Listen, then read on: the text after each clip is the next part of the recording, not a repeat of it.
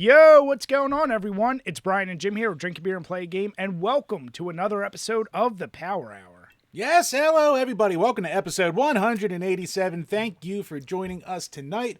Hope you're having a good one. Speaking of joining us, we have a couple of returning guests tonight, two of our favorites out there, and they have recently joined forces to start a new podcast of their own. So we have Michelle, formerly of Petey's Power Hour. We have Pam from Cannot Be Tamed. Together, they are the Point and Drink Adventure. Ladies, how you doing? Doing great. Yeah. Dude, great. Super excited to have you both back. Loving the podcast already. I mean, yeah, I've seen you guys become friends over the past couple of years, and it was one of those things I was like, they definitely should just do a podcast together. And yeah, definitely really happy to see it. Love the last episode. It was episode 4. Where can everyone find you?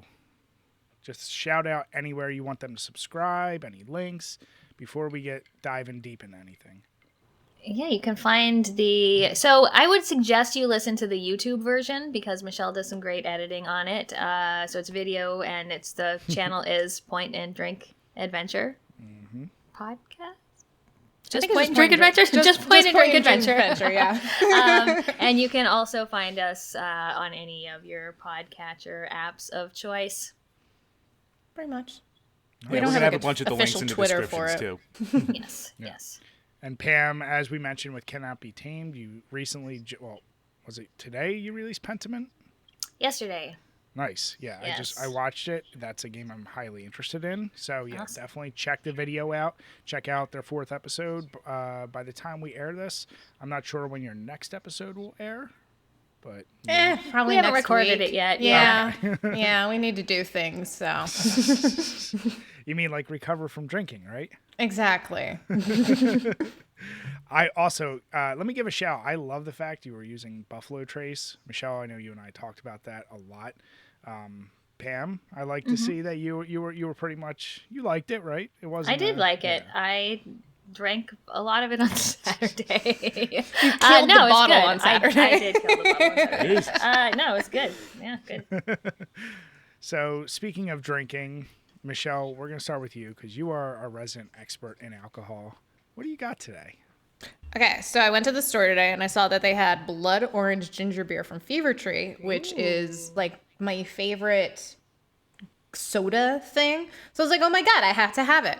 So I bought that and it was like the last pack too. And then so I'm drinking local whiskey from Manatawny Stillworks, which is, I don't know, kind of in between, it's like near Pottstown. So this is their 4-grain American whiskey because I had not opened it. And I was like, yeah, grain whiskey with ginger beer and blood orange, yay. So yeah, I'm having Nice. whiskey mule. I like it. Nice. What you got going on, Pam?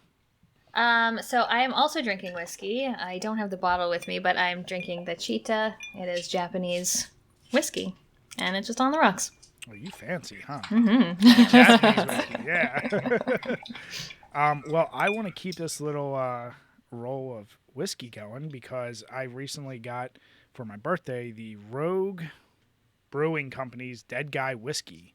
It's a new one. I'm a sucker for like kind of cool bottle tops. So it's That just is the cool. Rogue. Yeah, if you've ever seen it, it's a little like skeleton holding the beer mug, and a really cool like back design for it.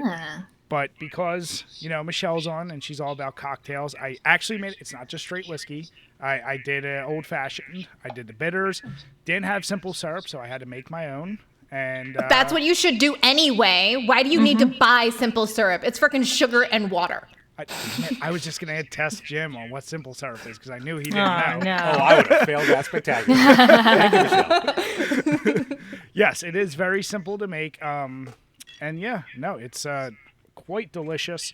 I'm always weary of these, like a lot of beer places are trying to make liquors now. And I was going to say, isn't that a beer company? The Rogue? yeah, Okay. yeah.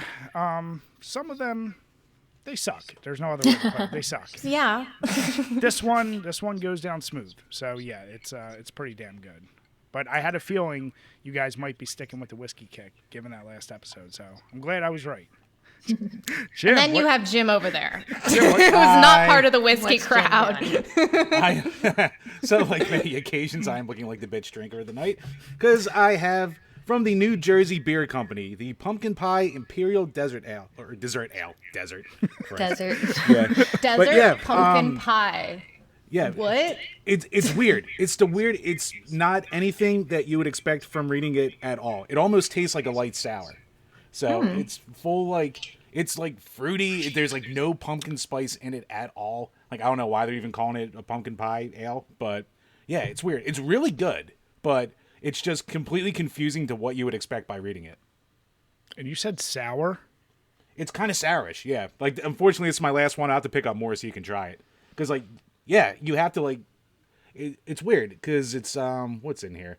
Family gatherings, warmth, pumpkin peel brewed with an abundance of pumpkin, graham cracker, vanilla, cinnamon, and nutmeg, and probably it's just a shitload of vanilla. Really, that's giving it like the sweetness and all that. But it's got like a weird like bite in the aftertaste too. That reminds me of a sour beer. It's odd. I don't think you know what sour means if you think any of that tastes sour. I know they don't taste sour, Dick. I'm just saying. Okay. No, that's interesting. And as you said, dessert or desert instead of Desert, dessert. I think I want to do Pam after watching your video the way Pentiment does. I'm gonna have him say it and then I'm gonna erase it and then have him put it in there correctly. Nice. A little word bubble. The real question is, what font do I give Jim for that? Oh. Comic Sans. Comic Sans. I deserve that. Nice. So Pam, I know you just did the video on Pentiment, but what have you been playing this past week since then? So, I feel like I've been playing less games than normal lately, but on Friday, a friend and I started playing through Signalis, which just came out in October. It's on Game Pass, and it looks like a PS1 styled survival horror. Like it's got those sort of throwback graphics, optional tank controls, which I did not opt into, but you just go around this station finding ammo, fighting things, solving puzzles. Like it's very much sort of like that original PS1 survival horror feeling, with really cool atmosphere, interesting graphics, good music. I'm really liking it so far. I'm not only a couple hours in, but pretty good. That is definitely going to be added to my list. That is right up my alley. Mm-hmm. Is Yeah, it scary? a little scary. Yeah, not too scary. There was a couple things that got us with the little bit of the jump scares, but just sort of good atmosphere, really. So Michelle will be scared. Great. No, Yeah. we'll play it by myself. Fun. Yeah. So what have you been playing, Michelle? Oh, on Scary Game. I started Tactics Ogre over the weekend. And I like it so far because it feels very Final Fantasy Tactics-like. And, you know, the voice acting isn't the worst thing I've ever heard of. But it's pretty, you know, it's not great. I honestly don't know why they just put voice acting in games just to put voice acting. Like if it's, especially at this point, they're like remakes of older games. Like just leave the text in. I'm fine. Let me use my imagination. It's fine. But so far I like the controls. I like I played some of Triangle Strategy earlier in the year and I fell off that because I didn't like, you know, some of those tactical games. Like I know, was it Jim, you posted on Twitter, you're into the tactical thinness right now. Yeah, I've been on a kick. Yeah, so like I played Triangle Strategy because I love tactical games. Final Fantasy Tactics is like my favorite game of all time. And what kind of drew me off of Triangle Strategy was I liked some of the controls, but I didn't like how you couldn't really change classes and such. And you know, it was more like you're a set person and you just have to find people if you want those fun little classes or whatever. Whereas this, it's more I can change my class if I really wanted to. Nice. I like that. So you don't get locked into some shit for the entirety of the game. Yeah. So, but I've just started. So, I mean, it's a 50-hour game. We'll see how if I like it 10 hours from now. So, I mean, based on your last episode, I thought you're a full-blown shooter girl now. I mean, I am most of the time. I also am still playing Halo 2 because Halo 2 on Xbox is buggy as fuck and would not work. So me and my gaming partner had to get it off PC because that version was better. It would still kick us out every once in a while, but Like, I'm more less of a fan of Halo 2 because of its freaking bugginess and the developer's inability to fix it, especially for something like Halo 2. Like, just fix the bugginess for multiplayer and make me happy. That's all I want. So. Now, let me ask you. You just finished. You finished Halo 1, right? Mm-hmm. Did you feel the same way? Like, after going back, this past year went through it. There was parts where I was like, this game just drags the fuck on. Like, you keep retracing your steps through the same level multiple Retracing times. with the same level or the same level design. Like, how many times am I going to go through this freaking corridor with this, like, the circle corridor with all the monsters coming to the thing? I'm like, again? Jesus. Yeah. Again. So, yes, it felt very repetitive. I mean, it feels less repetitive if you're playing with somebody because you can just be like, yeah, I'm bullshit through this one and just talk through it. But yeah, if I was playing, I would never play that by myself. Are you kidding me? I get so lost too because everything looks the same. I'm like, where am I? Where am I going? God. Now, 100%. And I loved when you were bitching about the Warthog because I remember playing through Halo 3, and we know the last level in that's like that 10-minute Warthog level trying to escape. And I was playing that with my roommate in college at the time, and we had to do it at least like 10, 15 times to finally beat that.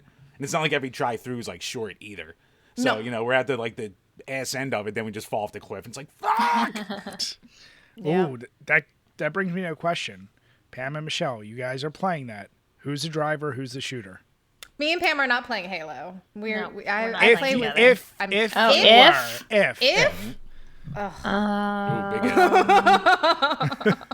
don't know. I would probably try first, and then after 2 tries, be like, fuck this shit, Pam, you do it. Then she would try a couple, and then she'd like, fuck it, you do it. And we go back and forth until one of us finally succeeds. I want to shoot. No, I want to shoot. Yeah. No, I didn't know if that was a standard, like, who's going to do what. Like, the joke with Jim is always when we used to play, I don't know if either of you ever played, like, COD Zombies or any modes like that. Jim was always, you got the window. Like, you can handle the window, and he would get bored, leave it alone, and then we'd all die because they'd come in and I'm like, what the hell are you doing? I don't want to watch it no more. So, yeah, there's always those designated spots. No, but I wanted to ask you, with number one, I absolutely love the name of your podcast. Who came up with it? How'd you come up with it? Because it's one of those things. It's a simple name, but it's so appropriate. So, like, how'd that come about? That was actually a suggestion by our friend Burger Champ. We posted in the Discord. We're like, we don't know what to name our podcast. Give us suggestions. So a whole bunch of people had suggestions. We made a list of 12, 20 names. And we sort of went through them, crossing things out that we didn't like. And Point and Drink seemed to be fitting since we both like sort of point and click adventures and drinking. And it's, there's the combo of the games and the drinks. Thought it worked well. So, yeah. That's awesome. Do you remember what was there a close number 2, or was this very obvious? I feel like there was a couple that we liked. Yeah, and I don't remember them. I could probably, if I knew this question ahead of time, I could have pulled up the sheet because I'm sure I still have it somewhere. Pam's like, I got it. I don't remember what else we had. They were all sort of on the same kind of track, but yeah, I don't remember. Oh, podcast template. Is this it? Okay. We're not sisters. 2 drink minimum. Press X to pour wine. The Tipsy Critics. Obviously, we have fame, kids. Thirsty? Question mark. See, that would have been great for SSO. Honestly. Yeah. Nice. Yeah, they're all good names. But yeah, like I said, definitely knowing both you, after talking with both you, point and click, you both definitely seem to appreciate that. That's why it just makes so much more sense. Mm-hmm. Now, with that name, though, I gotta say, Michelle, your editing, definitely on point. Loving it. I would love to see a even further version where you actually let the viewers pick which alcohol you guys are drinking, and then they can click in the middle of the video. In the middle of the video. Yeah, and then so it splits off into its own one. I'm just saying, Dude, that reminds me of this one YouTube channel years ago, back when YouTube let you like do embedding and stuff like that for different options. And he basically made his videos like it was almost like a D&D game. And you could like click different sides to like pick like the next part of your adventure. So, you know, if they still let you do that, you guys would have to do it 4 times with 4 different alcohols and see where it goes. Yeah. That sounds like a lot of work. That sounds like a lot of work, and my liver will not be able to handle all the changes of alcohol. Well, you don't do it all in one sitting, of course. But I'm just saying that would be interesting. You know? Yeah, but actually, speaking of your show, so Pam, you did a podcast years ago, and Pete, you just got done doing yours of your own. It seems like you guys kind of like being able to just kind of do what you want without like a real structure kind of going on. Like you have stuff you always hit on, like the games and like the movies and media that you've been consuming, but it just seems like it's like free form, but like you actually still keep it like, you know, streamlined basically. Do you feel, is the format kind of just falling into that, or did you go in there going, all right, let's just talk about all the shit we've been doing? I mean, we wanted to do have a little bit of the educational alcohol talk at the beginning from PD's Power Hour. But then we also wanted to talk about everything else. So it just kind of fell into place where we just sectioned off, like, what are we drinking? What are we playing? What are we watching? It just kind of worked. We have a script. Yeah. Yeah, we write things down. We've got some notes. We got some bullet points. Yeah, we have some bullet points of like what we're going to talk about, just so we know. Like, and then most of it honestly is just us bullshitting. That's how me and Pam talk normally. So yeah. And that's honestly, that's kind of the best. You get the best conversations. It comes naturally, and like you said, you two knowing each other the way you do it. That's what shows, and that's what's nice about it. I was gonna say it would be interesting, Pam, if there was one. Is there any alcohol you think you could teach Michelle about? Oh, I don't know. We were trying to think of like when she was here, I was thinking like, oh, what are Canadian drinks? And we thought about doing Caesars, but then I think those are gross, so I didn't actually want to. What is a Caesar? It's basically a Bloody Mary, except the tomato juice also has clam juice in it. Yeah. Okay. So decided not. We decided no on that. I don't really know that there's any alcohol that I know more about than Michelle. No. So Probably not.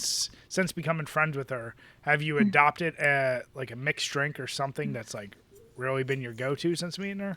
Japanese whiskey. Yeah, Japanese whiskey. That's where that came from. I actually bought this bottle at duty free on a trip back from visiting. So, yeah. And I learned about some new wines that I like drinking now. So, yeah, as far as cocktails, I don't know if there's new ones. Oh, my lights just went out. Now, like I said, if you haven't already, we said at the beginning, make sure, go over, check them out. But I just wanted to give that quick plug because I was very curious, and I said I like going on my little tangents, and I was very curious, like, you know, how you guys originated with that. How long have you been talking about starting a podcast before you finally pulled the trigger on it? It was when you were here in in the beginning of July. Mm-hmm. And you didn't even tell me. No. Dylan told me. Yeah. Because I knew that Michelle had kind of wanting to be changing things up for PD's Power Hour. But she had not told me that she was going to ask me if I wanted to do a podcast with her. I asked everybody else. Yeah. So eventually I found out like in July, and I guess that's when we started talking about it. So when did we actually start? September, maybe? End of August? No, did we start before or after Retro World? I don't remember. After. Right after, yeah. Maybe it was right after Retro Yeah. World. Yeah. I pulled like said the he'd be our first guest. Yes. That was so funny. And I was like, Pixel Dan was like, do you remember asking that? I'm like, no. I was like, okay. Apparently Norm from, was it Gaming Historian? Was like, oh, I'll be your first guest on your podcast. I was like, cool. We're like, what? Did we talk about this? Okay. I'm like deer in headlights. I'm like, really? Why? What? No, like I said, I'm loving it. Can't wait to see the next episode. But I guess the question is, Chambers, with our podcast, we have a special episode coming up tomorrow, but it's thanks to our awesome Patreons. And what do we have questions this week? Yes, patreon.com/DrinkABeerandPlayAGame, where for as little as $2 a month, you can ask a question and we will answer on each and every single one of these Power Hour podcasts. First up, from JD Maines, thoughts on Callisto Protocol coming out in like a little over a week. I pre-ordered the PS5 and can't wait. You pre-ordered the PS5 for this, my dude? Okay. I'm assuming the PS5 version. Unless he just went balls to the wall and just bought everything. He is our top patron, so I think he can afford it. So are either of you interested in that game? No. No. I'm interested because it's from the people who made Dead Space, and Dead Space is one of my favorite horror games, so I'm definitely interested in playing it. It looks spooky, and I'm kind of wimpy, so I might need to find someone else to play it with, or maybe play on stream or something. But I'm interested. Yeah, well, to your point, I saw that and I was like, oh, okay. Instead of remaking Dead Space, we're getting this, and then next year, Dead Space remake's coming out. I'm like, what the shit is this? So yeah, I'm definitely interested. No, I did not go out and pre-order it. I'll do the thing that I think most people do, which is wait 2 months, and when it's like $30, I'll get it then. It looks awesome though. It does look creepy as hell. Maybe I'll do it on a stream as well. Probably drinking a little too much, and that's what makes the horror games even more fun. Mm-hmm. You think that's gonna be down to $30 in a couple of months? This game has been hyped for like. It's not Nintendo. A lot. Come on, like games drop. Everything prices, drops. like so That's quick. true. Yeah. It's not Nintendo. Whereas goddamn Black Friday sales for like Luigi's Mansion 3 was still like, oh, it's only $55. I'm like, what the fuck is? Like, yeah, it's ridiculous. Meanwhile, Sonic Frontiers came out 2 weeks ago, and it's already down to like $20. It's like, ooh. Oh. Is it really? It was like 20 to 30 on depending on where you're looking. Are you guys Sonic boys? Are you the crazy Sonic fans? This is deal breaker moment right now. Wait. What do you think our answer is? I'm gonna hope no, but I don't You'd be know. correct.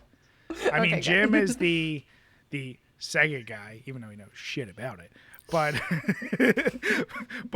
it's my funny. Knuckles body pillows off screen, but besides that. But no, we are not. I mean, we've said, especially after slamming Sonic 3, which everyone thinks, Sonic 3 and Knuckles, I should say, which is the best game ever, we're like, it's a bit too much for anything. Sonic 1 and 2 were simple, fun, easy. Most Sonic games, they're not good. The movies were kind of entertaining, but outside of that, Sonic's, it was a flash in the pan. I don't know what else to say. Jim? Ooh, you're pissing some people off. Brian going very gentle there. Sorry, G. I've played more Sonic than Brian. Like, I think they're okay. I have ones I like. I haven't, like, any of the new ones, like, from the past couple years, I have not really liked at all. Even, like, Mania, I played it and I was like, eh. And then playing Sonic 3 and Knuckles, I was like, yeah, it's all right. Like, I played way more of it than Brian to get footage, but yeah, I still think my favorite Spinball. So that kind of tells you where I'm at with the Sonic series. Fucking Spinball. You would pick a pinball game. God damn it. Pam, what about you? I mean, obviously you're friends with Michelle, so I guess you can't like Sonic too much. I don't like any Sonic. I don't like Sonic 1. I don't like Sonic 2. The only other one I think I played is Sonic CD. It's everything about that game is like go fast, go fast, go fast, but everything about the level design is memorize this level design so you don't run into spikes. So I don't like it. Not appealing. So did you both play it when you were younger and it definitely like turned you off right away? You're like, nah, it's not for me? Or did you try it later and still you were like, I don't see the hype? I played it at a neighbor's house because I never had a Genesis, but I wasn't a big fan of it then. I was always like, can you put on the Nintendo now? Like, What about you, Michelle? Same deal? Pretty much. I played it at a friend's house, and I was like, cool. Damn. Do you at least like the soundtrack? I don't even remember a thing about the soundtrack, so no. Not even Green Hill Zone. That's at least one everyone. I got nothing for you. No nostalgia. All evil. Actually, Petey, speaking of playing stuff at a friend's house, I liked in the last episode when you're like, yeah, my friend had a CDI, and I was like, what kind of weirdo has a CDI? And as I'm hearing this, I'm just like, yeah. You said And you're that like, line, and it wasn't me. Who was it? You whore, who was it? Tell me now.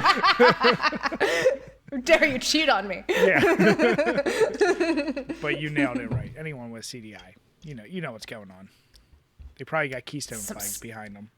Right? They're probably super sketchy too. Like, we never trust people with CDIs. No, no, no.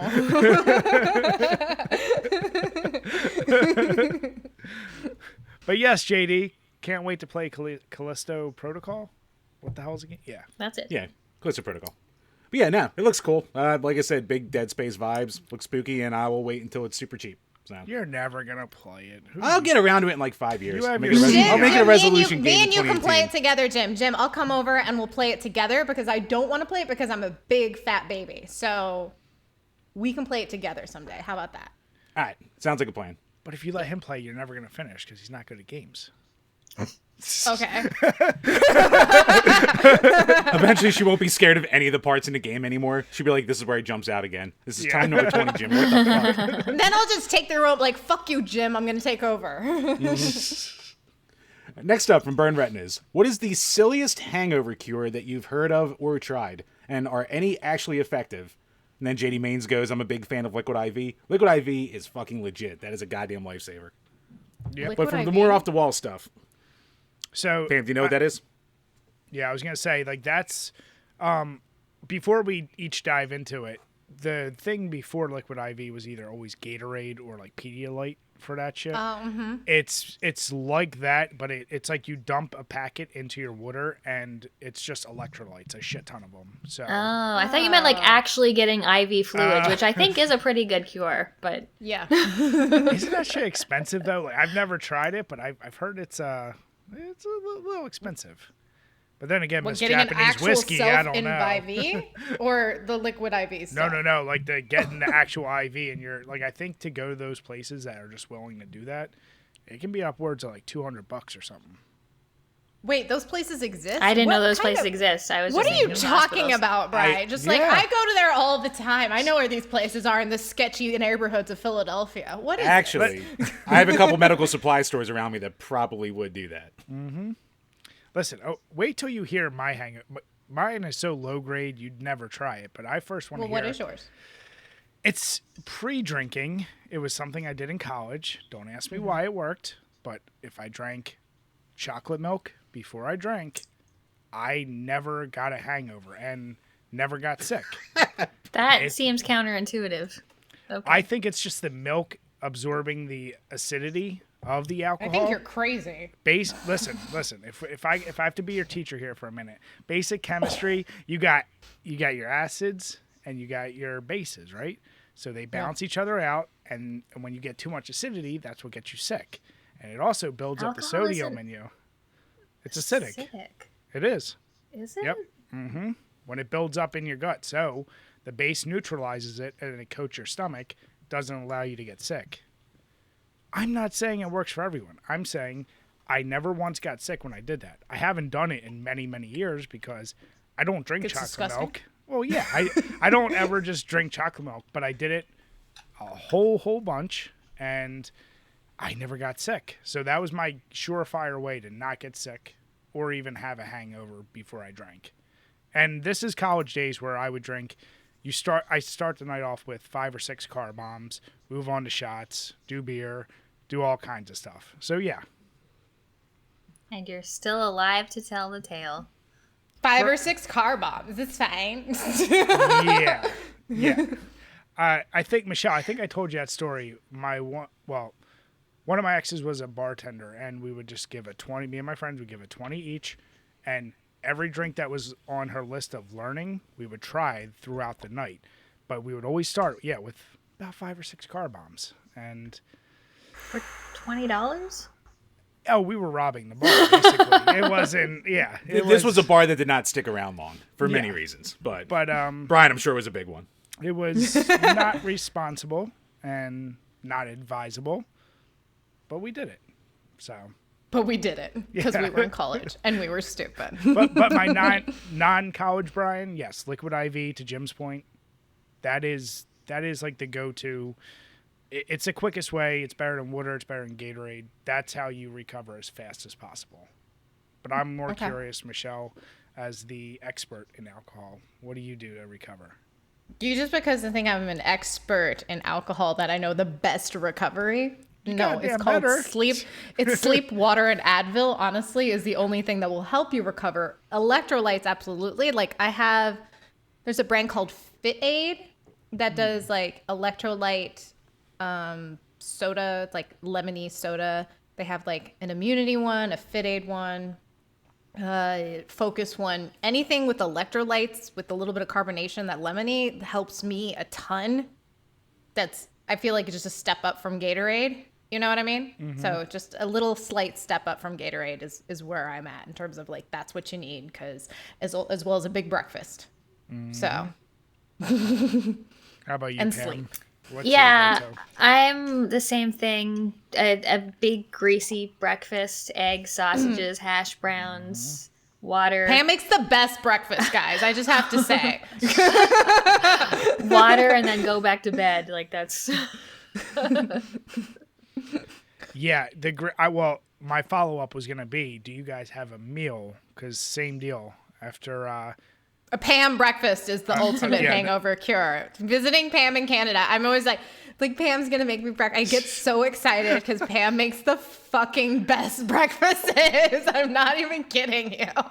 She comes out with a little cup of coffee for me, and then she comes out with like this beautiful plate of like egg, bacon or sausage with little tomato cut up and a little orange and hash browns. I'm like, what the fuck is shit? It's so great visiting Pam. I like breakfast and making people so happy. good. It's so good. Cannot emphasize how amazing it is. That's awesome. What about you, Chambers? Well, besides Liquid IV, the best thing is fucking weed. Like if you need that quick cure and you're like going through alcohol poisoning. Yes. This is a CDI guy. Yeah. There we go. No trust. Look, nothing out of my mouth ever makes sense anyway. But no, like if I'm having a vicious hangover where it's just nonstop puke, weed kind of stops it pretty quick. And then it's the usual. Or if, obviously, I'm pretty much out of that game though. So it's mostly puke a bunch of times, pass out, wake up, have a greasy meal, take another nap. All right, I guess if you're at the point of puking, I can see how weed would be good. I honestly haven't thrown up from alcohol in a long, long time. So that's... Jim, when was the last time you drank and didn't throw up from alcohol? Actually, somehow this past like long weekend of drinking, I never threw up. But yeah, from going hard, I don't know, probably 2 weeks. I still throw up all the time. Oh my god! Because you don't do the chocolate milk. That's your problem. Yeah, maybe I should. I should have it just all curdle in there. I'm sure it'd be much better coming out. Chocolate milk, alcohol, weed, just mix it all together. Pam's breakfast on top. It'll all work out.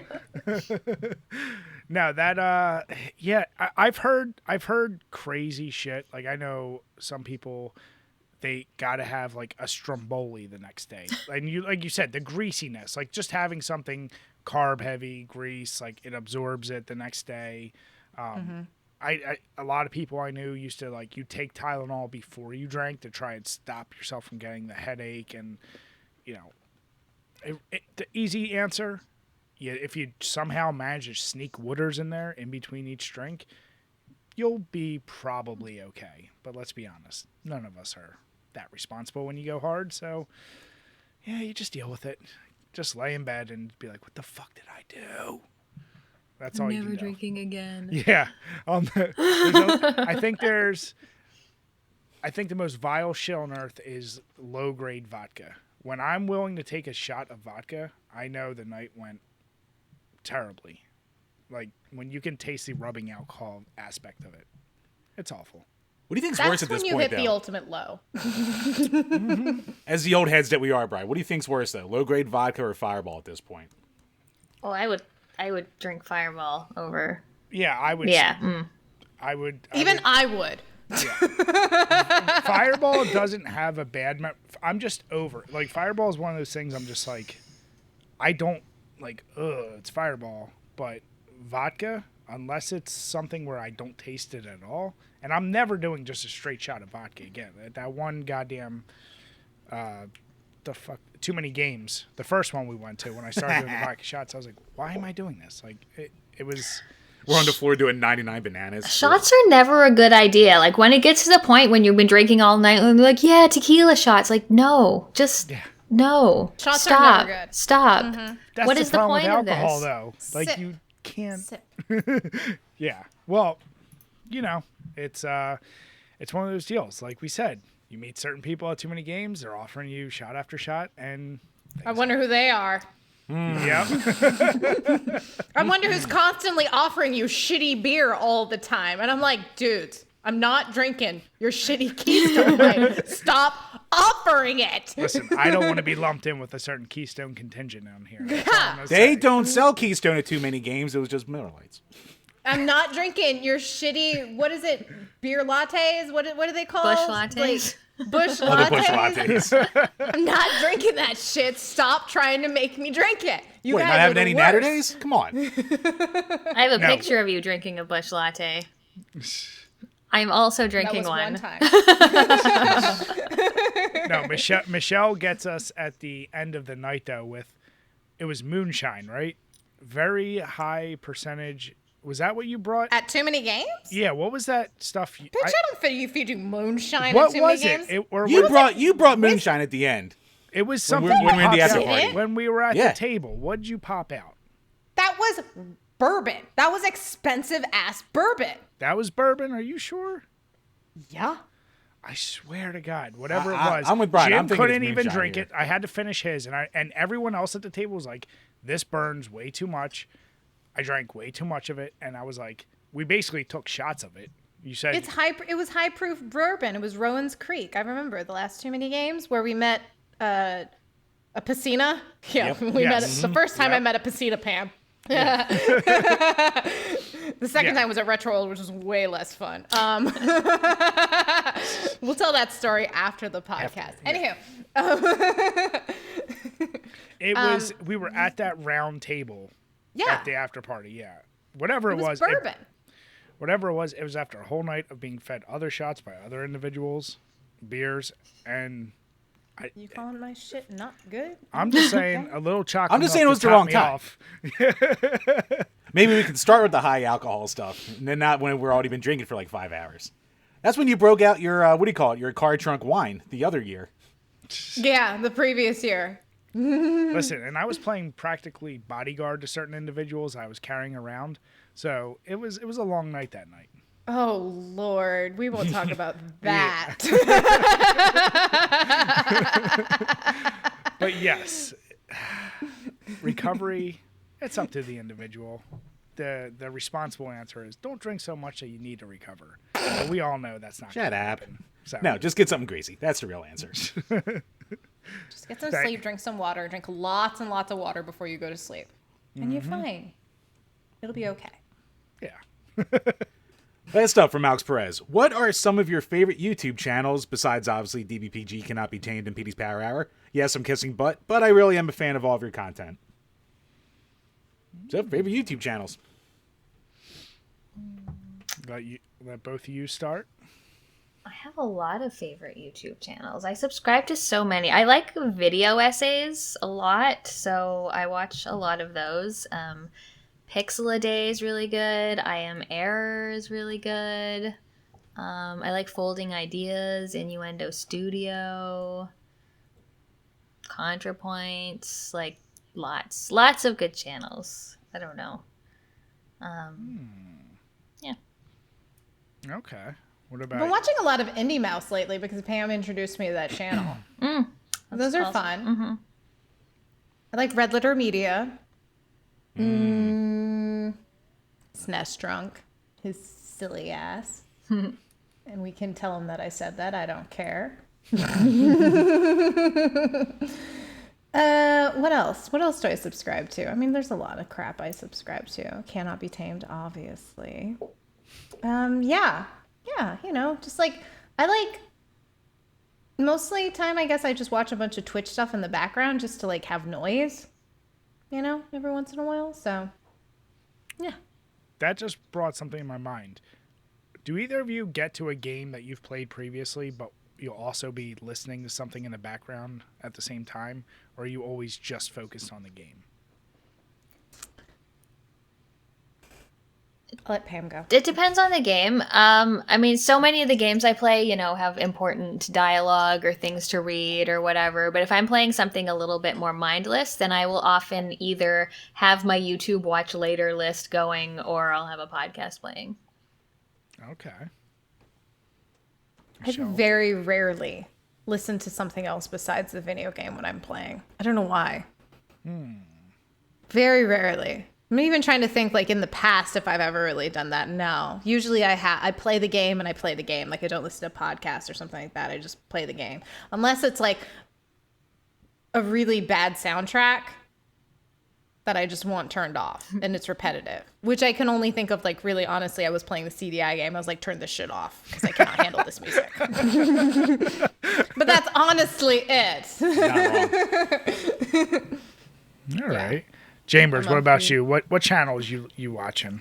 I mean, when it comes to gaming, like, I've always been a big Game Sack fan, and he only uploads like once every 2 weeks, so it always leaves you wanting more. Stop Skeletons, when he started moving, especially to his like current format, his like long essay, like research stuff is good. Outside of that, Red Letter Media, I fucking love. Goddamn, Rich Evans is a treasure. Isn't he a peach? He's just want to squeeze his little cheeks. You just gotta love that. I've recently started watching Star Trek, TNG, and now I'm like understanding all their stupid references, and it's great. It's just great. Oh yeah, like I grew up on a shitload of TNG and DS9, and like when they have their episodes, like their quiz things, I'm like, damn, they go so deep into detail, it's insane. Especially fucking Mike, Jesus.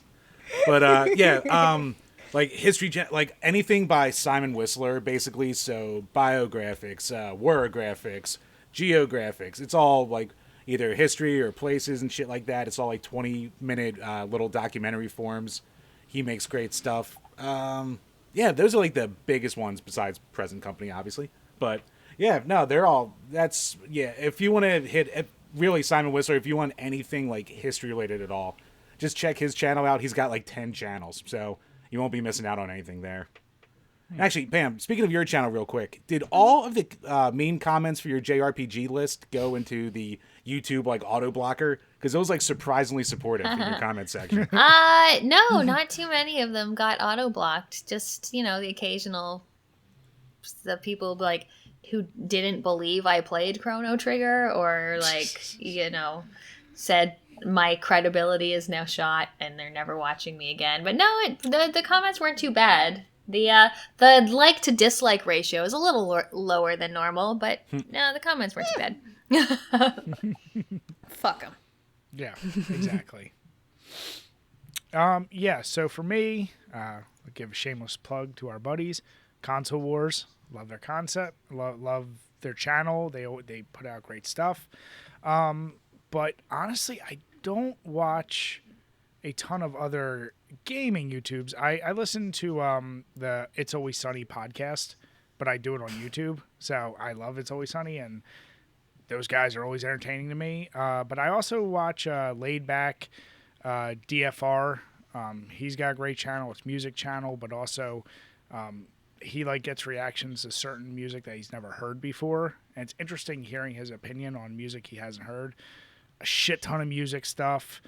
And then Dead Meat is a good it's a horror podcast that it's not even a horror podcast. It's a horror channel that like just reviews movies in a really entertaining way. And I'm all over the place. I'm very music heavy when it comes to YouTube. That's like my number one thing, whether it's video game music or real music. Pam, I know you gave some great suggestions back in the day of some music soundtracks, some video game. So I have so many damn playlists that I have that, I asked you guys, do you ever listen? I sometimes find myself, like, even if I'm playing Call of Duty, like Warzone or multiplayer, I put that shit on mute and I just listen to music, and somehow I focus better in the game than listening to the actual shit. So that's kind of my go-to on YouTube. See, I don't listen to that on YouTube. I just buy the vinyl. Oh, I wanted to hit up your vinyl collection. That was goddamn. I was like, oh, this is gonna end in a second, and you have a stack of like it's crazy your stack. But what I wanted to ask is from that list, and we're gonna put the link below. You got to pick a favorite. Give me a favorite. Yep, just one.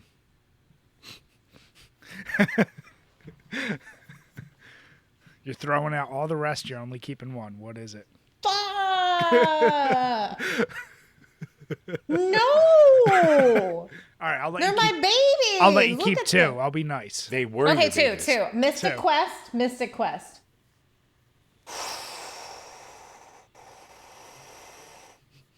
All right, Mystic Quest, Final Fantasy VII Remake, and original one I just got. Which Wait, is... do you like Final Fantasy? I can't tell. I mean, I don't know. Do I? It's not obvious at all. No, not at all. Yeah. I mean, I have at least four Final Fantasy vinyls, so I don't know. Now, let me ask you, as someone, I understand there's a lot of people who love vinyl for different reasons. What was your gateway into vinyl? Was it video game soundtracks or was it other vinyls that you have? Hold on, I'll get it. Nope. Here we go. Hold on. Oh, here we go. I thought Okay, she was so gonna fall my for a second. introduction into vinyl was, yes, I'm gonna have a blanket over my. Okay, so I was staying at my family's house, and I went into the basement, and I found a bunch of vinyls in my family's basement. And I used to have a vinyl player that my dad owned, and I got rid of it, which I'm stupid, fucking stupid. And I found this tiny stack of vinyls that was his, and I found this. It's by the Reach Fix. the It's called Beach. Reach the Beach. the Beach. Look at this art. Look at that art. Isn't that amazing? It's very I'm just going to hold it here. I can't tell if that is a skinned person or just a very muscular person, but it is a... You only wish you could be that sexy. It I is. mean, don't we all? That is a very muscular dude. And he's Okay. got like a little, like, what is this? A handcuffy Handcuff? thing holding. And That's just what we reaching call for it. the beach. Yeah, that's Reaching what we for the call a criminal. So I saw this and I loved the art. And I was like, is this what we're working with kids? This is what I want. I want to collect this stuff Okay. because of this art. So this artist is called George Underwood. He is actually BFFs of David Bowie and actually did a lot of album covers for David Bowie, as well as The Fix, which this is actually a really good album. You guys should listen to this. This is a really good album. But yeah, he did a lot of David Bowie art and such. So I loved this, and this was my gateway drug. And then I found out we also did video games after this, and I was like, oh, hell no. So that was the link into it. Okay. that was my gateway drug. So it's not what I've heard a lot of people say is just they prefer the sound quality of vinyl. Like that's kind of Yeah. the go-to. Yeah, the quality is definitely better, but I like the art The art of is the go-to. vinyl. But it's the physicality of it. Like when you collect video games, you like Yeah. to have that physical art, that box, that cardboard, or whatever the cartridge is. It's that kind of same thing. I like to look at the art and such. Like I just put up shelves this past weekend so I can display the art better. You know what I mean? Like, I mean, it's kind of a pain in the ass because most of the time I'll listen to music on Spotify because I don't have to flip the stupid thing. But I think it does sound better. Okay. But it's also, you know, I do listen to them, but not Yeah. all the time. So when are you going to start collecting laser discs for the same art? Oh, when I get a laser disc. Actually, my dad does auctions a lot, and he actually got, what was it called? Like a laser disc, and then it had a module that had played Sega CD and Sega Genesis. This thing was Laser like, active? Yeah, he found a Holy laser shit. active. Yeah, so he bought it at auction. You want to guess how much? I want you to guess how much. 700. I'm going to say baby. Oh, wait. He runs the auction, so he probably did like No, what, he doesn't 20? run an auction. He found it at an auction. Oh, so he's 700, so to beat him I'll say 701. Who's closer? 700 is closer. He bought it for $60. Son of a mother! $60 he bought it for because nobody knew what it was, and he saw it. And so it comes with a Laserdisc thing, and he got it, and he wanted to see it work, so he bought a Laserdisc, and it looks exactly like a vinyl. I was like, oh my God, is this a vinyl? He got Terminator 2 on Laserdisc. I was like, sweet. Ooh. For some reason, I'm fine with flipping a vinyl, but the idea of flipping a movie over halfway through, it's like, no, don't want to do it. Or switching the VHS tape? Oh. No. All those damn 3-hour movies. That would be too. Yep. No. Well, yeah, going back to 2000s. The amount of the 2000s was the year I guess I decided from my money I made from work I was going to buy DVDs, and the amount with side A and B pisses me off still to this day. So yeah, same. I will very lazily buy a Blu-ray to avoid having to use my old DVD, even if it's the same movie for that reason. That's a great call there. No. Yeah, I'm glad you brought up the vinyl though, because that was something I definitely wanted to ask you about. Well, Pam, you've got a bunch too. What was your gateway drug? The first vinyl I had, as an adult, was the Doom soundtrack, the Doom 2013 soundtrack. Or 14? Yeah, that was the first one I got, and then I just sort of snowballed in the next one I think I got was Snatcher. And yeah, I've just sort of been buying them here and there. I'm trying to been tempering it because there's some I've bought where I was just like, oh, I like this game, but I don't actually want to listen to the game soundtrack without the game, so I'm trying to really do only things that I will listen to on their own, because I've got a couple where I'm like, I don't actually want to listen to this. I just bought it because I like playing whatever it's from. But it's different. It's different playing and listening, so yeah. I was just going to ask, we're all collectors here. We're all guilty of shelf collecting to a bit, I'm sure. And I was going to say, of the vinyls you guys buy, how often... I mean, I'm on this weird, crazy, call it a challenge of going through one of the Rolling Stones top 500 albums to expose myself to music I would never listen to otherwise. So I'm going through that. A lot of shit I will never listen to again, but I'm committed. I'm going to listen to the entire album, start to finish, in one sitting, whether it's during a drive, whatever. Do you find that with these vinyls... will you listen to the entire thing in one sitting? Absolutely. Yeah. Okay. Yeah. Absolutely. Occasionally, actually, we'll say maybe half the time I'll throw on one side and then I will forget to change it or whatever, and I'll go on to something else. But no, I'll definitely listen to an entire vinyl. Yeah, I know you didn't ask me to pick babies, but I'm all about the super giant games. So Bastion, Transistor, those are my favorites. Okay, nice. Well, I mean, like I said, it's funny because I find it is a different experience listening to an album or anything. So I'm sure with the vinyl, between the sound quality and everything else, sitting through the entire thing is a different experience. You appreciate it more or maybe less, because I found that with some albums where I'm like, okay, this would be better in a different experience. Yeah, because you have to like the whole album. It's not even a CD, which I haven't listened to in years, where you can just be skip track super easily. It's, you have to like the whole album. If half of it isn't good, then it's not going to be a good experience to listen to. You mean you don't walk around with your portable CD player still? I don't. On your side? No, I don't. Nice. Yeah, no, that's... I'll be honest, I don't even remember who asked the question or where it was originally, but... Oh, that was Alex Perez, originally about YouTube channels. So. That was about 15 minutes ago. Hey, thank you, Thanks, Alex. Extra bang for your buck there, Alex. Yeah.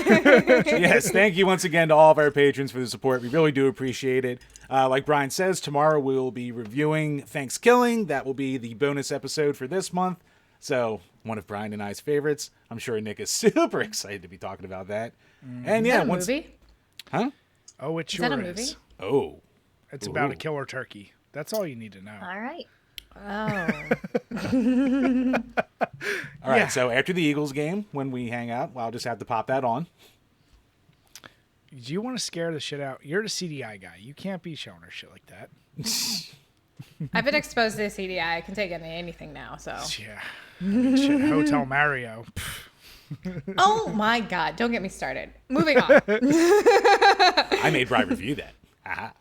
You did, son of a fuck.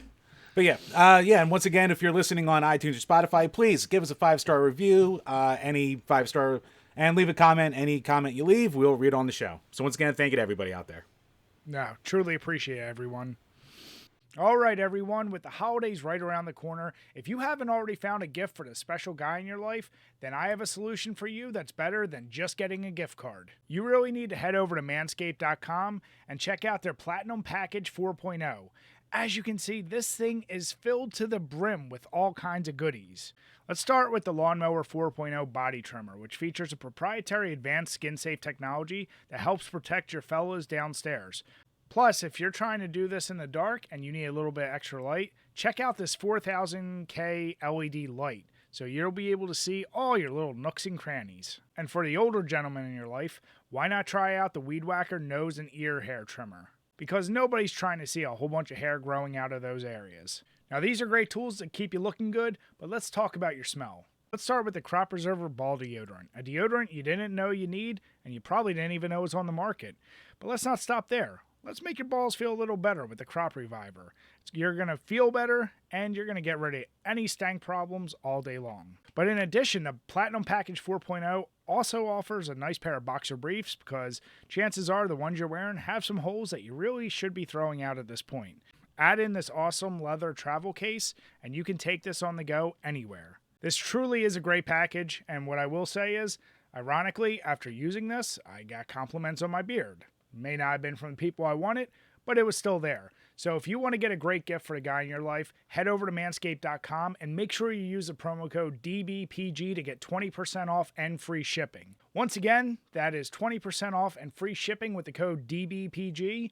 Don't be the Grinch in your guy's life. Help bring him some cheer. His balls will thank you.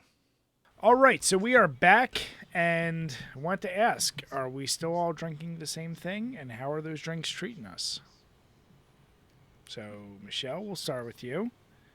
Okay. How's your ginger we're not beer? drinking. I moved on from ginger beer because I didn't really want to open another one because I like them and I want to save them, and we're beyond this point now. Okay. So I'm having a highball, which is just pretty much Japanese whiskey with a little club soda, and I add a little spritz of lime into it, and that is a highball. It is literally whiskey with club soda. So, yay. Another fancy Japanese whiskey. All right. It's actually not the fancy one. It's only the Suntory Toki, which is a cheap one. It's like $30 at, the Pennsylvania thing. So, yeah, it's not the expensive one. I do have 1, 2, 3, 4, 5, 6, 7 Japanese whiskeys. Wow, okay. To choose from. How many of those are the Hibiki?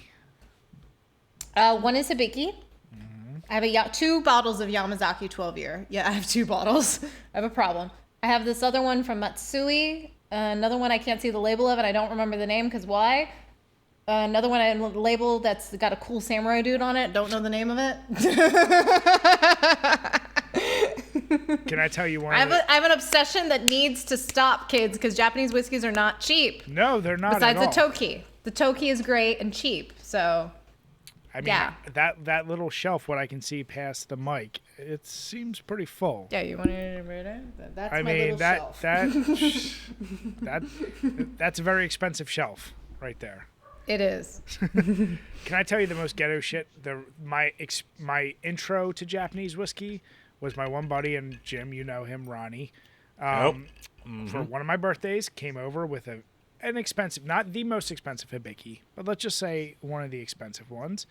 Brought it, said, "Hey, happy birthday!" Got this whiskey, poured it out for me. I had a drink. I was like, "That's pretty damn good." Like, never had anything like that. He took the bottle home. He was only giving me the sip of it. To be like, I was like, "The fuck are you doing?" He's like, "Oh, I'm not giving you this whole bottle. I'm just giving you a sip." I was like, "That's the ghettoest goddamn birthday gift I've ever gotten." So yeah, that was my That's pretty intro. ghetto. Yeah, that Sounds was like Ron. that was my intro into Japanese whiskey. So yeah. Well, I'd probably do the same thing if I was bringing over Japanese whiskey. So whenever I come to see you guys in a couple weeks, I will not be bringing. There's a difference between suggesting that this is a birthday present versus, oh, I'm going to let you taste a little bit of this. That's a big difference. That's all I mean, if you guys want to do a tasting, I'll bring all 7. I don't care. But Michelle's going to take them home at the end of the night. Now, what you got going on, Pam? Are you sticking with the same or? Yeah, I'm sticking with the same. Centauri, the Cheetah whiskey. I'm just drinking this real slow. I went to the pub before I got on the podcast, so. I know we need the pre-drinks before you get on here. I know. Yeah. What about you, Chambers? Did you move on from your quote-unquote sour pumpkin beer? Yes. So I moved on to good old Golden Monkey, 9.5%. It's always there when I need it. So never have a bad time with it. Nice. Yeah, I as we were talking after I finished my old fashioned, I don't have all the stuff in front of me, so then I just was drinking the whiskey. Went through more than I would have liked. So now I moved on to the Sam Adams Holiday White Ale, which is I hate Sam Adams. Why? What'd they do to you? I just don't like it. I don't like their beer. I think I had their cherry one once, and I was like, oh, fuck this shit. And I do not like Sam Adams. I just don't like it, the beer. I think it's bready, and we don't like Brett here. Brett's a bad... I'm never going to date a guy named Brett. I'm never going to drink anything that has Brett. It's not going to happen. You say that now, then we're going to cut to a clip in the future where she marries a guy named Brett. That's what's going to happen. Yep, pretty much. I'm going to find him on a dating app. So this one, it came in a pack with... it was like their holiday winter ales. And it's just one of those deals where it's like, all right, it's winter season. I'm not drinking any more IPAs. I've had enough taste of pine and goddamn all that. So, yeah, I want to move on to this Mad Elf shit like that. And knowing that I was drinking whiskey, I was trying to be responsible. Didn't have my goddamn chocolate milk. So I didn't want to have my Mad Elf at 11 and 12%. So I moved on to this. Trying to be responsible here. All right. It's a good adult. Tomorrow is, work day. We all should be responsible. I don't care. What's my work schedule? I don't have to be up tomorrow. Bro, are you actually going in the office? I go in the office on Thursdays, Jim. Come on. Motherfucker. Bitching about alcohol. Yeah. Just rolling your ass out of bed. Haven't got any morning meetings. I'm good, baby. Woo! Yeah. Listen, I am always dressed appropriately from the top up. From the bottom. No, it's not. But, whatever. Jim, don't hate. No, I'll hate. Jim, but speaking about hating and things that Michelle really cares about, let's talk about some shovelware on PlayStation. Oh. This is her favorite topic, so... She was so excited when we said her the list earlier. But yes, PlayStation, if you don't know, it's got a bit of we can call it a quality control problem. Let's just say there's a lot of shit on there, and there's a lot of people who are basically repeat offenders by making games that are super short, super shitty, recycled assets, and basically there to abuse the trophy system. And PlayStation recently came out basically saying, we're kiboshing this. They're putting a stop on it, and they basically gave a long list of things from a temporary banning to a permanent ban for repeat offenders to getting delisted, blah, blah, blah, blah, blah. It kind of hits close to home a little bit for Brian and I, because a game we'll be reviewing next week falls right into this camp. So we have experienced this. And yeah, the only reason I brought it up is because, especially for me and Brian, we're like, oh yeah, we know all too well about this shit. So we are also way past our trophy / game achievement hunting days. So this doesn't do shit for us. But yeah, I mean, it's nice to see Sony finally, after 10 years, try and do something about their eShop. It's been a bit of a meme at this point. So basically what I'm coming up is, what's the worst game you ever downloaded? Or did you just ever download anything for the sake of achievement hunting back in the day? Worst game ever downloaded? Ember. Wow. Go on. Ember was pretty terrible. Okay, never a trophy hunter. I give 2 shits about fucking trophies. I will never be that one like, oh, I have to get an S level or an S tier in order to beat this level kind of crap. No. Don't care at all, right? Don't care. There's a couple games that me and Pam play on Wednesday nights, gaming together, group, that fall off real fast. That probably would be considered part of this group, even though we play on Xbox, because Xbox is honestly probably better than PlayStation at this point in terms of their Game Pass and such. Oh, yeah. Oh, for online shit, yeah. It's not even, Online it's not shit, even apps are close. fucking yeah. So Ember was definitely one, which I don't even know if that's on PlayStation. That was a fall off. It was real a fast. firefighting game. It was just Yeah. like weird, janky controls, and yeah, I didn't like it. It was awful, fucking awful. So that's probably the most shovelware-y thing that we've done. Even though I don't even really know the definition of shovelware or that even. So like these people are like, oh, you're getting banned your game because you're making this shit. Like, what's the requirement to even get it uploaded onto the store then? Like, why don't you make your better requirements to get uploaded into the store if you're just gonna be banning shit? Like, I don't understand. No responsibility. Have to blame everyone else. That was, you basically verbatim just said, as Jim alluded to. Jim, remind me of the name of the game we're reviewing. Lady in a leotard with a gun. Yes. One of our patrons requested it for the tier. Costs 56 cents on the PlayStation eShop. Sometimes you have to say no to patrons. Yeah. Just say no, kids. It's okay. Yeah. But This we're is whores. a Stop bending over. It was a 50 I don't know anything else. Just because they give you a few dollars does not mean you have to do everything they say. Exactly. This was an experience. This was my first experience into what Jim is referring to as shovelware, where it's basically it's the equivalent of a game tech or demo, where it's like no effort put in the level design. It's a model running through that you execute some certain controls and this and that. And I said to Jim, I said, do they have any goddamn quality control on PlayStation? Like, what the fuck is this game? How did this end up here? I said, how do they have these? And it's just ironic that now Sony's like, okay, I guess there's a bit of a problem, because what they'll do is these programmers, whatever you want to call them, copy and paste a lot of other people's games, resell them as their own, and say you can get platinum trophies, because for some reason there's a lot of people out there that truly care about platinum trophies or achievements, whatever. As Jim said, we were both victim of this. I'd say mid to late 2000, whatever years, like when we first got 360s, we're like, oh, it's cool, you get achievements.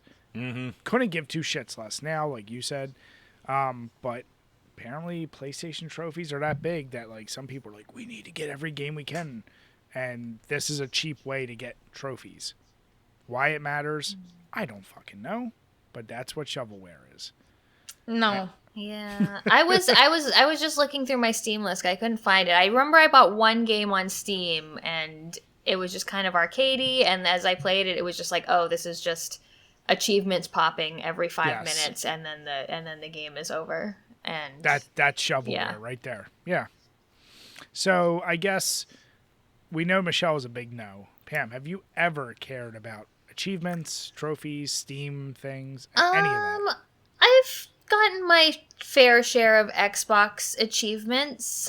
I'm not like a completionist. Like the whole PlayStation Platinum trophy thing doesn't appeal, because then you need to do every trophy. Whereas Xbox, like I will sometimes go for the achievements, but it's like, oh, but you need to play the single player multiplayer. Like, well, I'm not going to do those ones. Or, oh, you need to play this on the hardest difficulty. Well, I'm not going to do those ones. But like if some seem, reasonable and fun, I have like gone out of my way for achievements before. But never to the thing where I was like, okay, well, I need to like complete everything if the things are things I don't like to do. So yeah.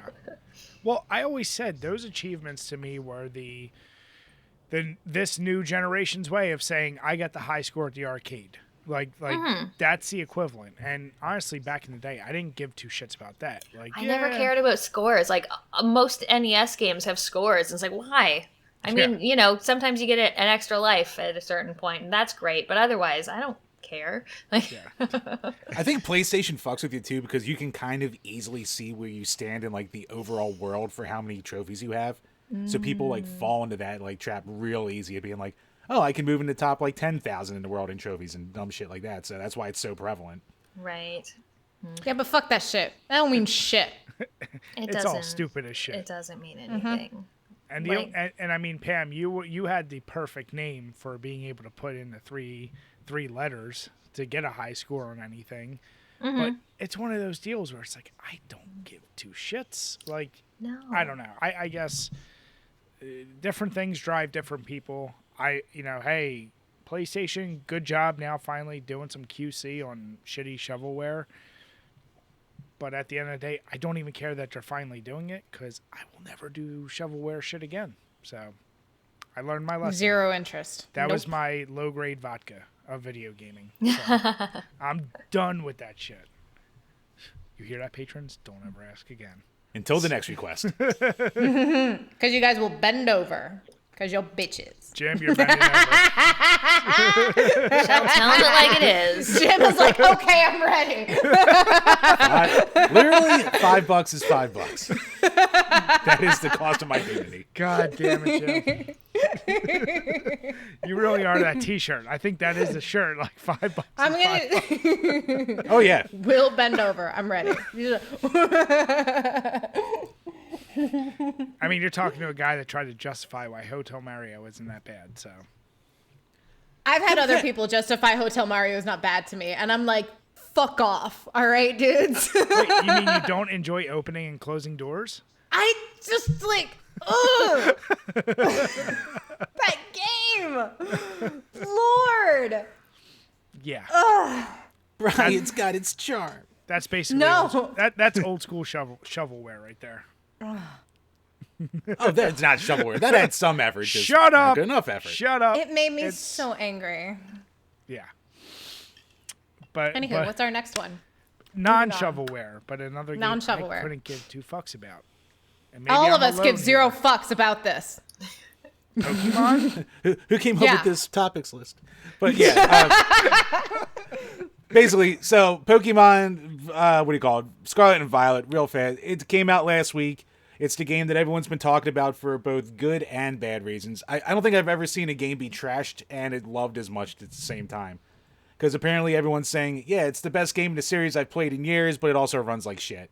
And you can like check your Twitter timelines and you'll see like thousands of different just like insane glitches. Stuff I haven't seen since, what was it, Assassin's Creed Origins or Unity? I think was the one where like people wouldn't have their faces loaded and crap like that. So, yeah, despite all of that and this vicious thrashing, it's also sold 10 million units in 3 days. Because it's And- Pokemon. A Pokemon You game sold Pokemon. well? Yeah. Oh my god. I'm just saying. For as much as people have been bashing it and killing it, yeah, it's the biggest Pokemon launch ever. It's the biggest Switch launch ever. It's the biggest Nintendo launch ever. And it is the biggest console exclusive launch of all time. In spite of running at like 20 frames a second. The biggest It sold console? more than the last Pokemon? Because there's been 2 Pokemons in this past fucking year. There've been 7 in like the past 2 Arceus, years. Whatever the other one was. Arceus, yeah. Yeah. Huh. I don't know the fucking name. Here's the deal. We made a joke, first of all. Nintendo never drops the price of games. But as you said, Jim, the amount of people that bitch about Nintendo games but then still go out and buy all the shit, I don't get it. It's like, you know what you're getting is not that great. It's a reskin of all the old shit you always had. I'm sorry. Most Nintendo shit, it's cute for a minute or two. And then it's like, get over it. Somehow it still sells like hotcakes. I don't know what the fuck's up with it. Because it's Pokemon. Yeah, it's like, dude, you collected them all. You won. I don't know what else But to now say. there's Like, more, Brian. There's more. Like, what else do you need to do in that game? I don't know. That was You need to never my collect them world. all. I never got into it. I don't know. Did either of you ever go through a Pokemon phase? Did you ever Nope. say like never, right? Too old. So there's one person here that has. Well, yeah. Is it Jim? Because Jim, you're 36. It's always Jim. The answer is always All goddamn right, Jim. so let's figure out the always age group, because I feel like we're the prime age of when the first Pokemon was it Red versus Red Blue was when Red it and first Blue, came out, yeah. and the anime was on TV a freaking lot. So I'm 37, Jim's 36, Bri, you're 36. Just turned. 36, and Pam's 37 or 30, I forget, whatever, it doesn't matter. 39.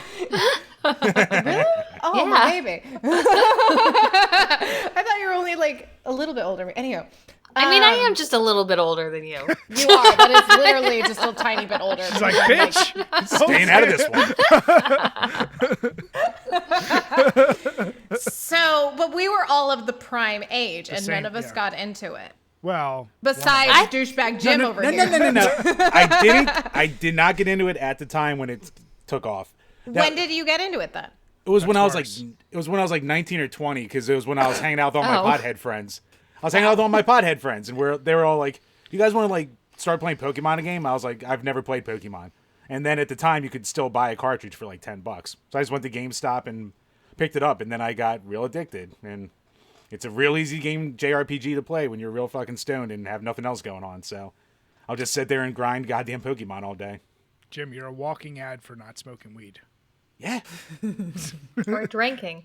we're drinking. Exactly. Hey, we're all in that drinking camp right now. Don't lump us in there. No, but I'm like the scared straight version. I'm the one you sit a kid in front of and go, "You want to be like me?" I don't know. Like I said, I can appreciate someone who likes to grind. I can appreciate collection mentality, but that game never did for me. I don't know how this latest one is hitting all these records. But yeah, I think guess it's like the that's- first true open world one, so that brought a lot of people in. Arceus or I'm not gonna get this fucking name right.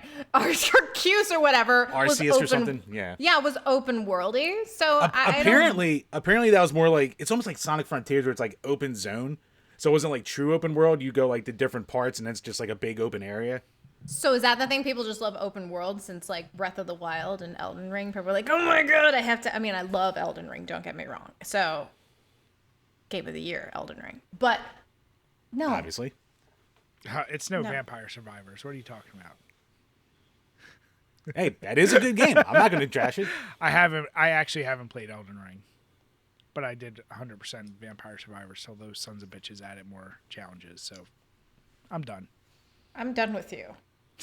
Comparing Hey. Elden Ring to Vampire Survivors. I played Vampire Survivors, mind you, and I played it for a while, and it was like, cool, these achievements are cool and fun and stuff, but Vampire Survivors is like a pachinko machine. Like It is a pachinko. It's not It's a good gambling. It game. gives you that It's satisfaction. just like Yes. being at the casino and like Yeah, it's 1000% one of those is. games. It's stupidly addictive where you go, I'm not really gonna play this much, and then you play it and you go, why am I still playing it? am I having fun? I don't think so. It's but like, I it just keeps wanna see splashing things at me, and Something I like wants that. to keep Like, you coming back. Yeah. Yep. Yeah. No, I joked with Jim at the beginning of the year. He got Elden Ring. I said, you are never even going to get 10 hours. He's probably at 12 now, so he did prove me wrong. 15. But I said, you're never going to beat that game. That's on my resolution list for next year. I'm going to beat it next year. I put the goddamn you haven't beat it 130 yet? No, Why? Why? Well, we did our level 50 club thing, so I had to beat 50 games in this year, and we had Patreon review requests and resolution games. I'll get back to it. I just haven't had the time. I've beaten more than 50 games and Elden Ring. So yeah, bitch. Well, guess I'm out of excuses. And she's drinking good Japanese whiskey. You only have Keystone. Mic drop right there, Jim. Well, I have to drink 5 times as many things to get to the same level of drunk, so I have to spend my time wisely. No, So you here's my just drink question. shitty Keystone Light. Anyway, For sorry, both of what? you, as being from software, I have limited experience. I know, Pam, you've been going through. Did you go through all Dark Souls? the trilogy. Yeah. Okay. I this year beat Bloodborne. Every time I start the other Dark Souls, it never grabbed me enough to stay. It's not even that it was too hard. It was just like I kind of got bored. Bloodborne hooked me, and I beat that. And I was like, wow, that was friggin' awesome. Did you play Bloodborne as well? No, I don't have a PlayStation. Okay. So is Elden Ring that much better than the Dark Souls games? No. Oh. All right. It's much faster, though. It's much, much faster. So. But is it still a lot of you're just going to have to hold up your shield? No, Do a no, lot of no. You can rituals. do a lot of No, stuff. You that's can a do good way like to go. Held up my magic shield. and yeah, you can do other things, and you can like get friends, and you can have summons, and like yeah. You But get I- help. But Pam, I look at you as my counterpart in the sense that you like stories, And I do. I've never had a From Software game where I'm Oh, like, I have "There's no an idea what the fuck is going on in any of those games. Okay. Is it truly worthy of Game of the Year? No. I know it's like that and Ragnarok are the two like going head to head. I'm an I haven't indie played girl. Ragnarok, I'm never so- going to give Game of the Year to Elden Ring. Are you telling me that your Game of the Year is Stray? No. No. Okay, thank God. Stray 'Cause is that's the other one Stray that is people are talking fine. about. It's good. Like, it's a fun kiddie game, but it's no. Oh my god! So then, what's Pam's current game of the year? I have to know now because Yeah, I now I'm no very idea. curious. I'm not giving spoilers. I'm taking a break from videos for the next okay. 3 weeks, and then I will make my Game of the Year video. So, like, I'm good. So Michelle, you're all the way in. You're committed to Elden Ring is your Game of the Year. Well, the game of the year released this year because I don't play many games that are released the year of, so it's like probably the only game I've played that is released this year. So yes. Okay. Should we take prop bets on Pam's games of the year? Like, I'm gonna say like 6 of the 10 games will be Metroidvanias. I don't know that there's been that many that I've played or liked this specific year. Let me bring up my little 2022 games played. I've played 38 games that came out this year so far. Well, I don't know if it will be her Game of the Year, but I think one that's very high up there, based on how she talked about it, would be Pentiment. I don't know Game of the Year. It's also, that's the flavor of the, hey, that's fresh in her mind. That's like the new boyfriend and girlfriend. That's the thing that's like, right now, it's like, damn, that was really fun. Yeah, the game hasn't So, peed on her phone know. yet, so Here's the still deal. in that honeymoon phase. The old January game that was fun back then might not be as fun right It's now. gotten bored by now. Yeah, exactly. You're like, I'm kind of over it. Old so Dumps his ass. which is why I can understand people talking about Ragnarok as saying like, oh, that's the new flavor. Like Elden Ring, when did that even come out? Like the April or beginning of the year, like Yeah, it was March. It was like maybe? March, Yeah. February, March. Yeah, it was pretty Yeah. damn early. So it's like, I mean, people Elden are Ring probably- will be in my top 10 list, but it Yeah, just of won't. course. It won't be one. But yeah, I'd throw my uneducated hat in the ring and say Pentiment is top 5 at least. I'm gonna say that. I feel like that's a safe assumption. I don't have it. I plan on just like banging out as many 2022 games as possible. You got at the 38, end. so that's yeah. yeah. So yeah. All right, Sonic Frontiers are easy number 1. The price drop. But yeah, fuck What was the question? Pokemon. I mean, Pokemon's What were some we talking bullshit. about? Pokemon will never be on this group's list. Maybe No. Jim's. No. I don't even own a Pokemon game. I mean, I have a Jigglypuff amiibo because I liked Jigglypuff because Jigglypuff sings karaoke and gets pissed off when you don't let it sing. So that's why I like Jigglypuff. Damn it. Yeah, so when I was young, I had 2 stepsisters who were much older than me, and one of them gave me their Game Boy. And first of all, I've never been a handheld fan, but they gave me Pokemon and like 2 other games, and I put on Pokemon, whatever the Game Boy Pokemon was, and I was like, I don't like this, because they also gave me a casino game, and all I did with my Game Boy was play fucking blackjack as a 10-year-old or whatever. Like, that's all I did. I don't want this Pokemon. Hit me. Come on. Like, yeah, I don't. The degenerate gambler. Yeah. Pam. So what you're saying is when you played Red Dead 2, all you did was do the gambling. I never played Red Dead 2. Well, there you go. Son of a bitch. You guys are really swinging and missing. You just need to not. Listen, Michelle, we don't all have fancy Japanese whiskey right now. All right. You don't have 7 of them? I sure don't. I sure as shit don't. I will soon no longer have any fancy Japanese whiskey. I'm getting pretty low. Well, I'm sure, Michelle, you can borrow a bottle or 2, right? I'm sure she'll bring some to Magfest. Yeah. Absolutely. I'm just taking a bottle of that. That's all I'm gonna say. Good luck. All right, now I'm gonna call this one vulnerable time because I want to hear some real goofy shit that you never realized and one day discovered, and you said, "Oh shit." Because Jim put this tweet here, and I could see some people not realizing it. This guy Davey PGH basically said I was today years old, and basically pointed out on the GameCube you could push down the little ejector button and pop your disc out. This was something I did know about, but I could see how some people didn't know that. What was the thing?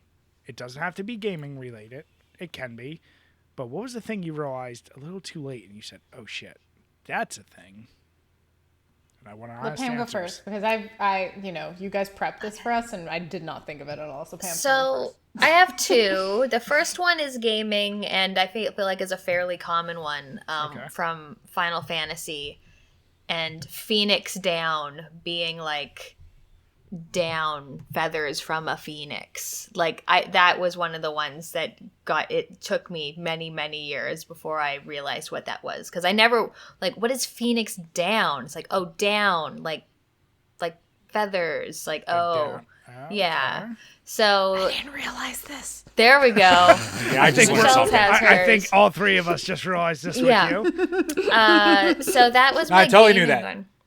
And then just recently playing Pentiment, so you're playing this artist and he's working on his masterpiece, and as he was doing this I was like, well, it's not even done. How do you know that it's a masterpiece? And then I sent my script over to my friend Dylan, and he's like, it's important that he's a journeyman artist because he is working on his master piece, his piece that will let him become a master. And I was like, I had no idea that's what that meant. I was just like, wow, getting a little ahead of yourself, your masterpiece that you're only halfway done. What is this? But no, it was a thing that they did to this is the piece that you're submitting in order to become a master. And I was like, oh, wow. No idea. Had no idea about that. Okay. No, I get that one. Okay. Michelle, I see you still searching, so I'm going to push it to Jim. Jim, I know you have a laundry list, so don't fucking... I guess the easy one for me is because it's a thing I made an ass of myself with on Twitter last year, myself, when I was playing the original Super Mario 2, Lost Levels, and I didn't realize you could jump and crouch down to slide. So you get to this one part where you have to do that, and I'm just not figuring this out. And I eventually make a thing going, no wonder they didn't release this fucking bullshit-ass shit game. Doesn't even goddamn work. And then everyone's like, you can just slide under it. And I was like, what? So, yeah, I got dragged a little bit for that. Not as bad as I was expecting, but I was like, oh, this is my why can't Metroid jump kind of moment. So. Michelle, are you still searching? So mine's going to be very handsy modes related. Okay, so I put up shelves this past weekend and I didn't know how to really use a drill and realize you can drill into a stud and how to drill into a stud. So that is why Michelle's learning life, living on her own in an apartment, does not know how to drill a hole in the fucking wall. Gaming related. Oh, God, there are so many. Pilot holes. I'm not a pilot. Next. Yeah, Jim. You know how many shit I had to fix in your own house for you? I had to learn the hard way. I'm terrible. Don't you dare. No, Michelle, did you have a stud finder, or did you just poke holes until you found the stud? So I didn't. I technically do have a stud finder, but I didn't use it because I don't know how to use it. Fair. I've got a nice one too. It's one of those levelers that you stick to the wall. Yep. Yeah. It's good. And yeah, I had, what is it called, a molly? Do you just put mollies in the wall so it drills into the wall if you don't hit the stud? Yeah. Kind of thing? It's mollies or anchors, yeah. Yeah. Did not know that. So that's what you did. Okay. No, I wasn't sure if you were using the stud finder or you actually just poked until you found one. Yeah, you're supposed to knock and be able to hear it or whatever. I don't That's fucking the same know. shit as when you watch in same. movies where they throw grass up and they're like, oh, the wind is this way and shit like that. That knocking, unless you have a really trained ear, the same way people who can crack safes, yeah, I hear that click. You can hear it, yeah. Okay, now I was just curious, but go ahead. Okay, so that was one. Yeah, and video game related, I'm always lost, which is why I always have to have friends come help me. For example, Elden Ring. Could Michelle beat the game actually without the help of Pam and my buddy Briz? No. So Michelle is always lost with shit and trying to figure shit out. So you just name it. I probably haven't figured it out yet unless I look at a cheat guide, because I'm notorious ever since I was probably a kid, you know, back when GameFAQs was hot, so hot. And I remember this one site, rpgclassics.com was great site. If they had everything uploaded to it, I would use that a lot because I could not figure shit out because Michelle's stupid. Why do I talk myself in the third person like I'm the fucking Rock? I don't know. Wait, do you have the Tiermon or whatever his tequila is too? No, I don't. I don't have his tequila. But did I be drinking it because I'd be the Rock? But yeah, so I'm terrible at figuring shit out in video games because I'm stupid and thick-headed and stubborn. And so I need guides. I had guides growing up and such to help me. So stupid. Okay. So my video game, I have a personal and video game one. The video game one is in whatever 2002 or whenever The Sims came out. I played all the Sims. I love The Sims. Mm-hmm. Like, oh my God, Sims 2. Loved the shit out of it. SimCity, you know what? I'll be honest, I was never a big fan of, but The Sims, loved. I needed that fucking fish tank. I needed the fancy tiles. I needed all the stuff you needed to make your house the best. Mm-hmm. I never realized Sims was just short for simulation. Oh. You know what? Neither did I. I learned something new today. I found that out and I went, well, that goddamn makes sense. I was like, it's just, you know, they had their own little makeup language, which I used to remember the one goofy thing he would yell at the screen. But yeah, Sims, simulation. Makes sense, right? Yeah. Yeah. So, glad you guys weren't like, you fucking idiot. But the personal one was the same deal with almost every food container you get, there's a secondary use for. And I never realized with Chinese food, if you get the white container and you take off the metal ring, it turns into a full-blown plate. And it's meant to be as a serving plate. So if you unfold it, the reason why the ring is there to hold it together, if you pull it out, it's a full-blown plate for your food. It's meant to be a self-serving container. The white standard cartons, that's what it was designed for. And the same deal, a lot of your containers that you think are, it's just there for whatever, they turn into a secondary use. Like there's like ones now for if you get fries, like you can convert it into something else where you put a ketchup container. Like there's a lot of that. But the Chinese one was the one I never, ever knew. And when I took out the metal rings, I was like, motherfuck. Like it came out in a perfect plate. So yeah, if you ever use the white cartons, that's the important part of it. Those white containers. It's its own plate. That's why they designed it that way. Well, and I feel like none of you knew that. Was today years old when I learned that too. So yeah, that was my big oh, okay. My mind is blown. So now, you know what? Now I want Chinese food. Now I want to order Chinese food to just get it. I feel like we've all taught each other a number of things during this vulnerable part of the podcast. But can we be honest that Jim's, we all knew Mario too, right? We all knew how to do a slide. Yeah. I did not do that. I can't even get into the real life shit because I have too many, like you said, so I can't even think of one right now. Wait, Jim, you don't have any other good real life ones? Nothing I can think of right now. I'm sure I have something stupid I've probably done the last week that I went, ew. But I just can't think of it right now. Well, my only other real life stupid ass one, vulnerable, we'll say, is I always had an issue with saying words too fast. So I would always say Dasnia instead of Dasani. And that was something I said in front of our professor for our engineering project, where I'm talking about, like, you know, like, yeah, like Dasani. And everyone looked at me at the table like, the fuck are you talking about? Well, you said Dasnia. Or Dasnia. And I was like, yeah, you know, just like Dasnia. And they're like, what are you talking about? I was like, the water. And they're like, the fuck? Like, yeah, I've been saying it and no one corrected me. That's the shit. Like, I'm that person that if you're doing something wrong, like, I'd wish somebody would say, like, you got shit in your teeth or you're saying this wrong. Like, be honest with someone. Yep, it wasn't until in front of this professor who was like, real acclaimed, and I'm talking like an asshole. I was like, God damn it. So yeah, that was my other little quick one, little vulnerable one. So we all learned just a little bit. A little bit. Play The Sims, eat your Chinese food out of the bowl, find your studs, do what you gotta do.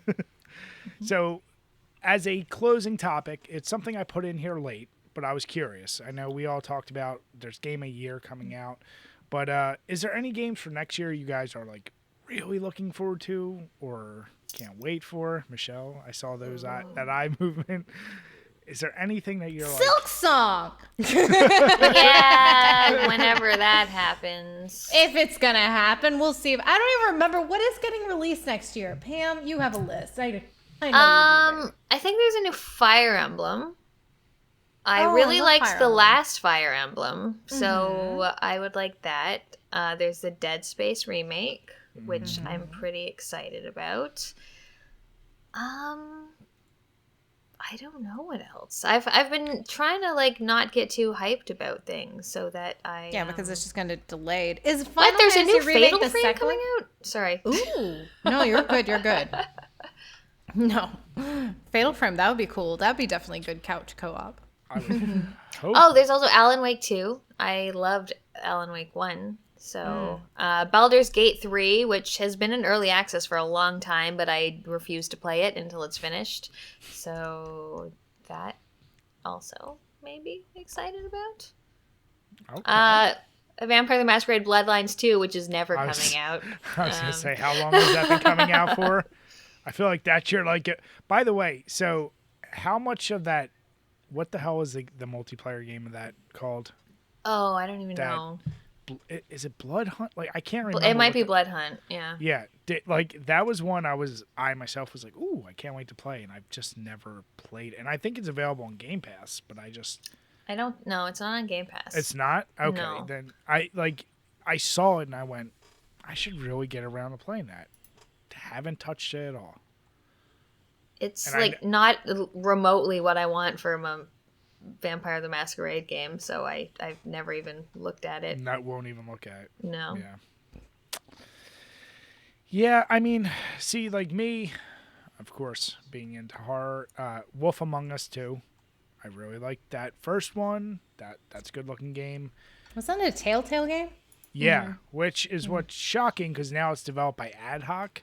Because Telltale, I forget how long Went ago defunct or whatever, right? But then they came back. yeah, Did then they They came back.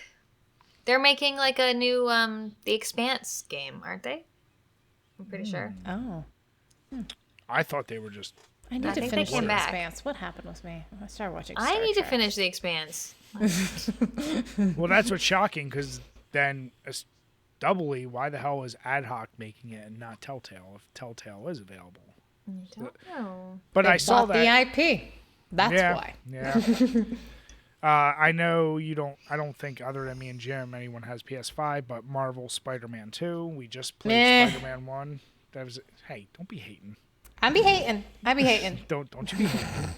The '80s fan in me loves the fact that they're making a Killer Clowns from Outer Space game, and it's a multiplayer. Oh my god! Yeah, it's basically like the Evil Dead game, but Killer Clowns from Outer Space. So love the shit out of that. Can't wait for a soundtrack.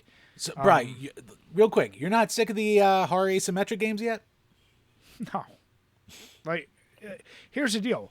It's what young me, when I would be able to rent the horror VHSs, I was like, I always wanted to play a game like this. They're fun. They're goofy. And you know what's nice? I've never met anyone in those communities who takes their shit too serious. It's not like Even Dead by Daylight? I thought they were giving you a ton of shit.